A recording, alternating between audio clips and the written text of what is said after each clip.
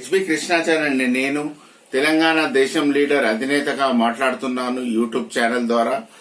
So ఈరోజు corona virus crisis భారతదేశం ఎదుర్కొంటుంది. At the same time climate crisis కూడా ఎదుర్కొంటుంది రెండు. సో ఈ క్రైసిస్ లో ఎంతో మంది ఉద్యోగస్తులు ఉద్యోగం నుంచి ఊడిపోయారు, సగం శాలరీకి చేస్తున్నారు. కొందరైతే ఇండైరెక్ట్ గా కూడా లాస్ అయిపోయి పిల్లలు జాబ్లకి ఊడిపోయి ఆర్థికంగా లాస్ అయిపోయి ఈఎంఐలు కట్టలేని పరిస్థితిలో ఉన్నారు.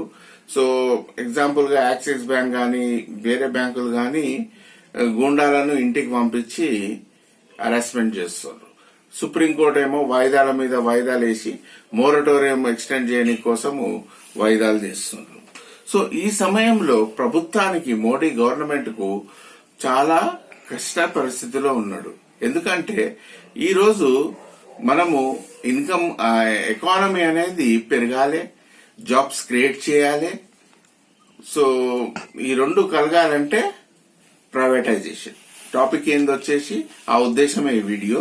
Boost Indian economy by privatisation to face COVID crisis and climate crisis. Description: BJP ruling Modi government stand on privatization of public sector undertakings is a good decision at this paralyzed stage of Indian economy due to impact of COVID-19 crisis and climate crisis. PM Modi agenda in privatization will make financial strength to Indian economy and create jobs by inflow of foreign direct investments make in India. History of privatization in India.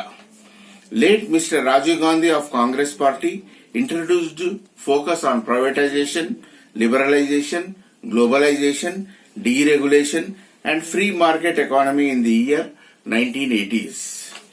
In July 24, 1991, Prime Minister P.V. Narasimha Rao Abolition of Industries Development and Regulation Act 1951. All licensing of new industries bearing a few sectors private in a negative list was removed. The license permit raj of nearly 40 years had unexpectedly ended, marking the beginning of massive economic reforms.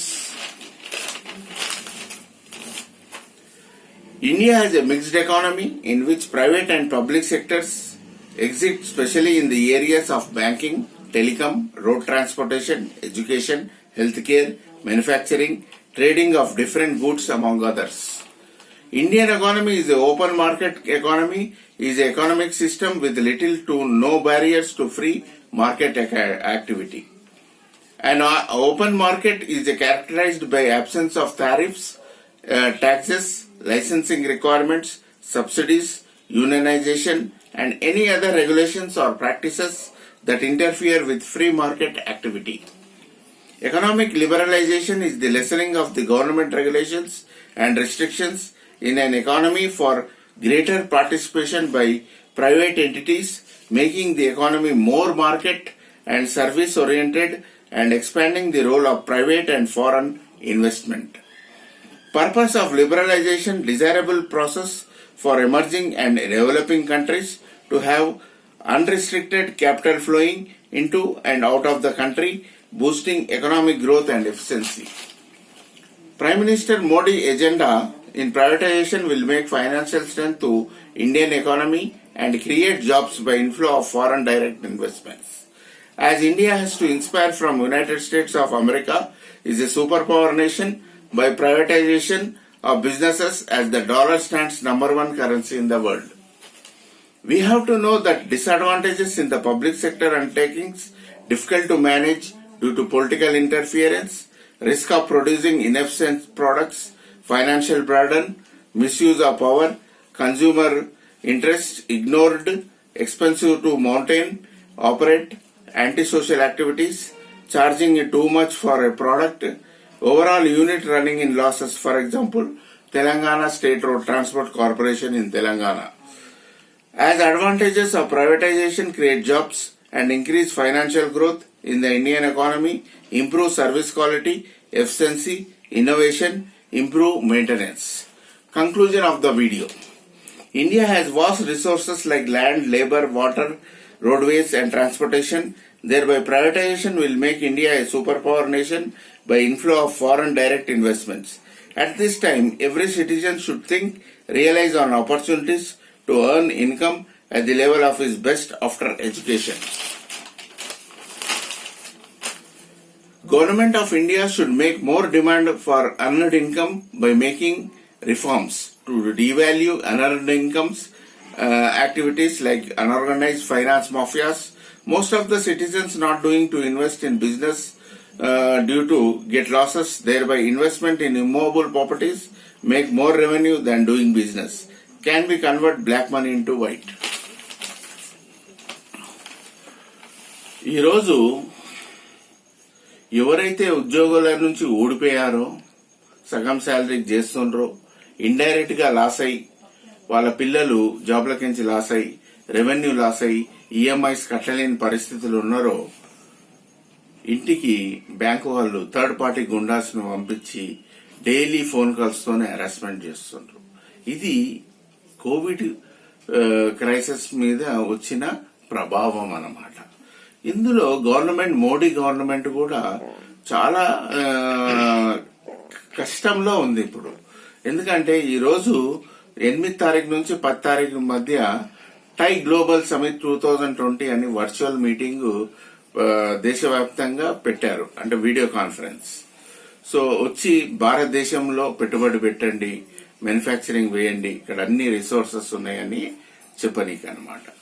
So ఇన్ని ప్రయత్నాలు చేస్తుంది. నేను అనేది ఒకటే ఏంటంటే, ఏదైతే privatisation already ఉన్నది, privatisation మీద ఎక్కువ ఫోకస్ చేసి ఏవైతే పబ్లిక్ సెక్టర్ అండర్టేకింగ్స్ ఉన్నాయో వాటిని ప్రైవేట్ చేయాలన్నమాట. చేసినప్పుడు ఏమైతుందంటే ఇన్కమ్, రెవెన్యూ అనేది పెరుగుతుంది, జాబ్స్ కూడా క్రియేట్ అవుతుంది. ఈ కోవిడ్ క్రైసిస్, క్లైమేట్ క్రైసిస్ కూడా ఎదుర్కోగలుగుతాం అన్నమాట ఒకటి. సో ఇదనమాట, ఇది కుంటి పడిపోయింది. ఈ కోవిడ్ క్రైసిస్ మీద ఎకానమీ అనేది కుంటి పడిపోయింది, ప్యారలైజ్డ్ అయిపోయింది అనమాట. సో ఈ ఫైనాన్షియల్ స్ట్రెంగ్త్ అనేది కూడా వీక్ అయిపోయింది, జాబ్స్ క్రియేట్ చేయలేకపోతుండ్రు. ఇప్పుడు ఏం చేయాలంటే ప్రైవేటైజేషన్ చేసినప్పుడు ఇన్ఫ్లో అంటే ఫారెన్ డైరెక్ట్ ఇన్వెస్ట్మెంట్ చేయాలి. ఈ ఫారెన్ డైరెక్ట్ ఇన్వెస్ట్మెంట్ చేయాలి. ఇక్కడ ఉన్న వ్యాపారస్తులు కూడా ఇన్వెస్ట్మెంట్ చేసి నడపాలంటే దాన్ని నేను కన్క్లూజన్ లో చెప్తాను వీడియో ఏం చేయాలనేది. హిస్టరీ ఆఫ్ ప్రైవేటైజేషన్ ఇండియా అంటే గతంలో దీని హిస్టరీ తీసుకుంటే Rajiv Gandhi Congress party prime minister ఉండే. ఆయన 1980s లోనే ఇండియాను ప్రైవేటైజేషన్ చేయాలని ఫోకస్ పెట్టాడు అనమాట. Privatisation, liberalisation. లిబరలైజేషన్ అంటే ఎక్కడెక్కడైతే రిస్ట్రిక్షన్స్ ఉన్నాయో, కండిషన్స్ ఉన్నాయో అవన్నీ తీసేయడము.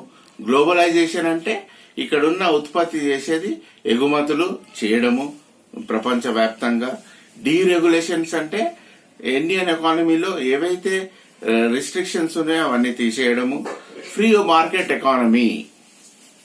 ఫ్రీ మార్కెట్ ఎకానమీ, ఎవరు ఏదైనా కాంపిటేటివ్ గా అన్రిస్ట్రిక్టెడ్ గా అమ్ముకోవచ్చు అనమాట. ఇన్ ది ఇయర్ 1984 ఆ కాలంలోనే ఆయన అంతా ఇది చేశాడు. In July 24, 1991 prime minister PM Modi ఆర్థిక పరిస్థితులు ఎదుర్కొండు భారతదేశంలో. అప్పుడు ఇన్ఫ్లేషన్ అనేది 16% పోయింది. అప్పుడు అతలాకుతలం అయిపోయినప్పుడు అప్పుడు ఏం చేశాడంటే ఆయన పివి నరసింహారావు గారు ఈ ఇండియన్ ఎకానమీని మళ్ళా రూపురేఖలు తేవాలని, ఈ ప్రైవేటైజేషన్ ని తేవాలని ఏం చేసిండు ఆయన, ఇండస్ట్రీ డెవలప్మెంట్ రెగ్యులేషన్ యాక్ట్ 1951 అనేది ఒక రూల్ లా ఉండే కాబట్టి దాన్ని రద్దు చేశాడు. లైసెన్సింగ్ రాజ్ సిస్టమ్ కూడా రద్దు చేసేసి 40 years ఇది నడిపినరు. లైసెన్స్ పర్మిట్ రాజు రద్దు చేసి అప్పుడు ఎకనామిక్ రిఫార్మ్స్ అప్పుడు మళ్ళీ కుదుట పడ్డది అనమాట. సో మన భారతదేశం మిక్స్డ్ ఎకానమీ. మిక్స్డ్ ఎకానమీ అంటే ప్రభుత్వంకు చెందిన ఆర్గనైజేషన్స్ ఉన్నాయి, ప్రైవేట్ కు చెందిన ఆర్గనైజేషన్స్ ఉన్నాయి అన్నమాట. ఎందులో ఉన్నాయి? బ్యాంకింగ్ రంగంలో ఉన్నాయి, టెలికాం రంగంలో ఉన్నాయి, రోడ్ ట్రాన్స్పోర్టేషన్ రంగంలో ఉన్నాయి, ఎడ్యుకేషన్ రంగంలో ఉన్నాయి, హెల్త్ కేర్ రంగంలో ఉన్నాయి, మ్యానుఫ్యాక్చరింగ్ రంగంలో ఉన్నాయి, trading of different goods among others. So ఈ ఇండియన్ ఎకానమీ అంటే ఓపెన్ మార్కెట్ ఎకానమీ ఇప్పుడు మనది. సో ఇక్కడ ఏమీ కష్టాలు ఉండవు. ఈ ఓపెన్ మార్కెట్ సిస్టంలో ఏంటంటే టారిఫ్స్ అంటే దిగుమతులు ఏదైతే చేస్తామో పరాయి దేశం నుంచి ఏ ట్యాక్సెస్ రిస్ట్రిక్షన్స్ ఉన్నాయి అన్నమాట. ఇప్పుడు ఇంకా ఫ్రీ అవుతుంది. Taxes, licensing requirements, subsidies, unionization, any other regulations or practices interfere with free market activity అన్నమాట. సో ఎకనామిక్ లిబరలైజేషన్ ఏంటంటే రెగ్యులేషన్స్, రెస్ట్రిక్షన్స్ ఉన్నాయి కాబట్టి ప్రైవేట్ బిజినెస్ మెన్ కు ఎంతో లాభకరకం అన్నమాట. So service oriented expanding the role of private and foreign investment. ఇవన్నీ ఎందుకు చేస్తున్నాము? ఫారెన్ ఇన్వెస్ట్మెంట్ చేయాలి, ఇక్కడున్న బిజినెస్లు కూడా చేయాలని ఈ రిస్ట్రిక్షన్స్, కండిషన్స్ అన్ని తీసివేయబడుతున్నాయి అన్నమాట. సో పర్పస్ ఆఫ్ లిబరలైజేషన్ ఏంటంటే డెవలపింగ్ కంట్రీస్ లో క్యాపిటల్ ఇన్ఫ్లో కావాలంటే ఎకానమిక్ గ్రోత్ పెరుగుతుండాలి అన్నమాట, పడిపోవద్దు. పిఎం మోదీ ఎజెండా ప్రైవేటైజేషన్ మీద ఏమైతుంది? ఇప్పుడు ఆయన దృష్టి పెట్టిండు. అన్ని పార్టీల వాళ్ళ చీఫ్ మినిస్టర్లు పిఎం మోడీకి సపోర్ట్ చేసిండ్రు అనుకో, ఈ ఎకానమీ మీద మెరుగుపడే అవకాశాలు ఉన్నాయి. ఎందుకంటే ఇంత కష్టసుఖంలో కూడా వేరే పార్టీ సీఎంలు కూడా ఎంతో ఫండ్స్ ఆశపడుతుండ్రు అనమాట. వాళ్ళు దూరదృష్టి లేదు, ఓట్ బ్యాంక్ పాలిటిక్స్ చేసి ఇచ్చేస్తారు. సో ఈ కష్ట పరిస్థితుల్లోనే ఈ వీడియో అనేది ఎంతో ఇంపార్టెంట్. ఈ ప్రైవేటైజేషన్ వల్ల ఎకానమీ పెరుగుతుంది, జాబ్స్ క్రియేట్ అవుతుంటాయి, అండ్ ఫారెన్ డైరెక్ట్ ఇన్వెస్ట్మెంట్ కూడా అయ్యే సందర్భాలు ఉన్నాయి. సో ఇది ప్రైవేటైజేషన్ ఎక్కువ డిమాండ్ ఏ కంట్రీలో ఉంది? United states of America. అక్కడ ప్రైవేటైజేషన్ అర్నడ్ ఇన్కమ్ కు వాల్యూ ఎక్కువ ఉంది అనమాట. అర్నడ్ ఇన్కమ్ అంటే కష్టపడిన దానికి ఎక్కువ ఉంది. ఇక్కడ లేదు, అది ఆ సిస్టమ్ లేదు. ఇక్కడ ఎంత కష్టపడు లేదు. సో అదనమాట.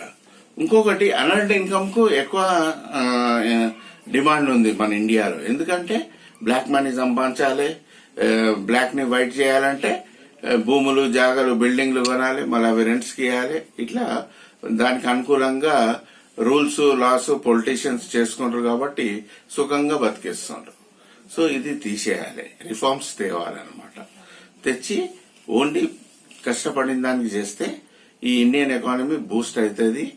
ఈ కోవిడ్ క్రైసిస్, క్లైమేట్ క్రైసిస్ ని ఎదుర్కోగలుగుతాం అన్నమాట. ఇంకొకటి ఈ పబ్లిక్ సెక్టర్ అండర్టేకింగ్ లో డిసడ్వాంటేజెస్ ఏమున్నాయి? పొలిటికల్ ఇన్ఫ్లుయెన్స్ ఎక్కువ ఉంటుంది,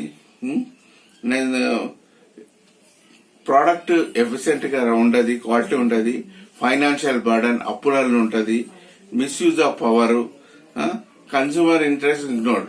కన్స్యూమర్ అంటే వాళ్ళకి ఏ విధంగా ప్రోడక్ట్ కావాలనో ఆ విధంగా తయారు చేయరు. ఎక్స్పెన్సివ్ టు మౌంటైన్, ఎక్కువ కాస్ట్ ఉంటది. నెక్స్ట్ ఎక్కువ ఛార్జింగ్ చేస్తారు అనమాట, ప్రైస్ రేట్ కూడా ఎక్కువ ఉంటది. కాబట్టి టోటల్ గా పబ్లిక్ సెక్టర్ అండర్టేకింగ్ లాసెస్ ఉంటుంది. For example TSRTC, Telangana state road transport organization, Telangana. So CM KCR ఎవరు? Is a non professional politician. ఎందుకంటే అతని మీద క్రిమినల్ కేసెస్ ఉన్నాయి. ఈ మధ్య కార్పొరేట్ ఎలక్షన్స్ లో కూడా 10 క్రిమినల్ కు టికెట్ ఇచ్చిండు ఆయన, కార్పొరేటర్ గెలిచిండ్రు కూడా. సో ఒక్కొక్కరిని వానికి శిక్ష వేస్తే 10 ఏళ్లు జైలు శిక్ష. అలాంటి కార్పొరేటర్ ని చేసిండు ఈ CM Telangana chief minister CM KCR. So establishing the economy అంటే ఎకానమీ పెరగకుండా చేస్తుండ్రు వీళ్ళు.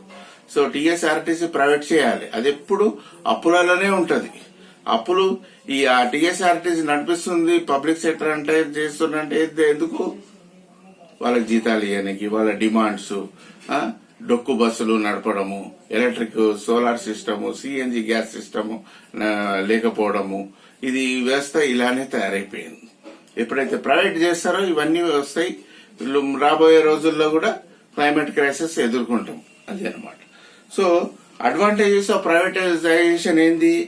జాబ్స్ క్రియేట్ అవుతాయి, ఫైనాన్షియల్ గ్రోత్ ఇంప్రూవ్ అవుతుంది, ఇండియన్ ఎకానమీ క్వాలిటీ సర్వీస్ అవుతుంది, ఎఫిషియన్సీ అవుతుంది, ఇన్నోవేషన్ అవుతుంది, ఇంప్రూవ్ మెయింటెనెన్స్. కంక్లూజన్ వచ్చేసేంది, మన భారతదేశంలో ఎన్నో రిసోర్సెస్ ఉన్నాయి. ల్యాండ్ ఉంది, లేబర్ ఉంది, వాటర్ ఉంది, రోడ్వేస్ ఉన్నాయి, ట్రాన్స్పోర్టేషన్ ఉన్నాయి, దేర్ ప్రైవేటైజేషన్ చేయడం మూలం 100% ప్రైవేటైజేషన్ చేయడం వల్ల ఒక సూపర్ పవర్ నేషన్ అవుతుంది అని నేను చెప్పదలుచుకున్నాను. ఇంకొకటి, మోడీ గవర్నమెంట్ ఒక్కొక్కటి చేసుకుంటూ వస్తుండు. కావున నేను ఆయనకు సపోర్ట్ చేసేది ఏంటంటే, ఈరోజు ఆయన ఈ ఇండియన్ ఎకానమీ బూస్ట్ చేయాలి ఈ పరిస్థితులు అంటే ఒక సంస్కరణలు తీసుకురావాలి, రిఫార్మ్స్ తీసుకురావాలి పార్లమెంట్ లో. అన్ఎర్న్డ్ ఇన్కమ్ ను డివాల్యూ చేయాలి. ప్రతి ఒక్కడు ఏం చేస్తున్నా అంటే బిజినెస్ చేసి పెట్టుబడి పెట్టి ఫ్యాక్టరీ పెట్టి ల్యాండ్ పెట్టి మిషనరీ పెట్టి జాబ్స్ ఇస్తే లాస్లలో ఉన్నాయి. అట్లా 1 lakh ఇండస్ట్రీస్ భారతదేశంలో లాస్లు ఉన్నాయి. సో ఎవడైతే పెట్టుబడి ఇక్కడ పెడతాడో కరప్షన్ కూడా ఉంది. కరప్షన్ కు గవర్నమెంట్ కరప్షన్ నడుపుతుంది. కాబట్టి నేను అనేది ఏంటంటే ముందుకు రాదు. ఈ ఆర్థిక సంక్షోభము ఇలానే ఉంటది. క్లైమేట్ క్రైసిస్ వస్తే ఇంకా దిగజారిపోతుంది. కావున నేను చెప్పేది ఏంటంటే సంస్కరణలు రిఫార్మ్స్ చేయండి, అన్ఎర్న్డ్ ఇన్కమ్ కు డివాల్యూ చేయండి, ఇమ్మూవబుల్ ప్రాపర్టీస్ రెంట్స్ ఇవన్నీ డివాల్యూ చేస్తే మనము బిజినెస్ లు, ఎందుకంటే వాళ్ళు ఈ సంపాదించిన డబ్బు బ్లాక్ మనీని వైట్ కన్వర్ట్ చేయడం కోసం ఇమ్మూవబుల్ ప్రాపర్టీస్ లో పెడతారు. సో దీనికి డిమాండ్ ఎక్కువ ఉంది ఇండియాలో. ఈ డిమాండ్ తీసేస్తారో అప్పుడే ఈ ఇండియన్ ఎకానమీ అనేది పెరుగుతుంది. మనము ఈ కోవిడ్ క్రైసిస్, క్లైమేట్ క్రైసిస్ ఎదుర్కొంటాము.